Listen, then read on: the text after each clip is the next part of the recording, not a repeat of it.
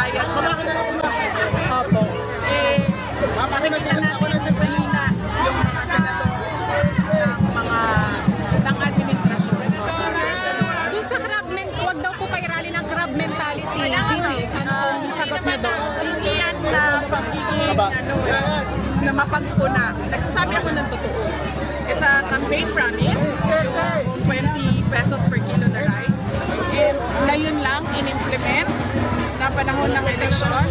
It's, sabi ko nga, too little, too late to comply with the campaign promise ngayon. At para lang din sa isa pang darating na eleksyon sa lugar, sa Visayas, kung saan mahina ang numero ng mga Sinabi niyo na iba yung ugali ni Senator elaborate on that. Sir, your defense po sa ginawa niyong pag-endorse kay Senator. Oo, kilala ko si Senator Amy since 2012, no? Kilala ko si BBM since 2022 sa kampanya. At alam ko kung paano mag-isip at paano magtrabaho si Senator Amy Marcos. Nakita niyo naman yon, totoo yon. Yung meron siyang solusyon lagi, yung Amy solution. Hindi niya pinapabayaan ang problema niya, ang problema ng bayan, hindi niya pinapabayaan ang mga pangako niya. Nagbibigay siya ng solusyon at nag-iisip siya. Ang tanong po sa mga tao, hindi po ba tayo natakot na matulog ulit sa isang Marcos? Sabi ko nga, magkaiba. Si Senator Amy Marcos. Tulad na lang rin ng example ko na hindi parehong tao. At magkaiba din kami ni Pangulong. Iba din si Inday Sara. Ma'am, yung sa season po ng Office of the Vice President, parang medyo natuwa tayong mga tao na sinabanggit niyo na palitan natin yung Office of the Vice President, the Office of the President. Ma'am, are you more sure now to run for President in 2028? Siguro, kilala na ako ng mga tao ngayon, no?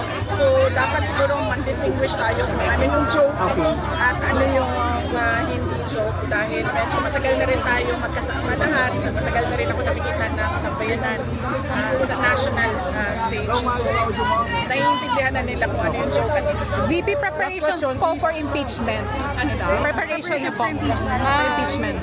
We recently had a meeting with the legal team and we were discussing each article of impeachment and discussing the defenses and preparing witnesses according to the evidence and according to the complaint that was presented.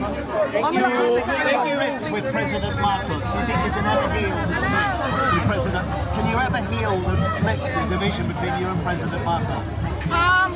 I don't think so because we cannot solve the problems of the country. The problem now is that there were campaign promises made and we have yet to see those promises in the country. And it seems like a very personal split between you, not a bad feeling. No, I already explained why I resigned from the Department of Education, and it was about the Department of Education budget. And I was in that rally in Davao City in January 2023, where I opposed the amendments to the Constitution, the People's Initiative, the PI. So these are legitimate issues with the administration and the government. Are you angry with him, with President Marcos? Personally, no. But I am angry because he presented himself as president. He presented himself to run as a candidate for president, and he was voted by the people because of what he said on stage, and he cannot deliver on his promises when he was on stage on 2020. Ma'am, reaction nila po sa sinasabi ni Yusek na Thank you. Pero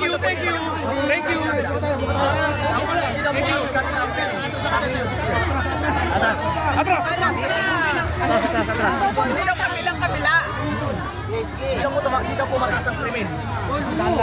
Hindi naman po ang ang Claire Castro Philippine National News. So dapat tingnan nila yung data ng Philippine National News at bumaba sila doon sa mga barangay at komunidad para makita nila yung reklamo ng mga tao, lalong-lalo na doon sa mga nangyayari na hindi nare-report sa mga Thank you!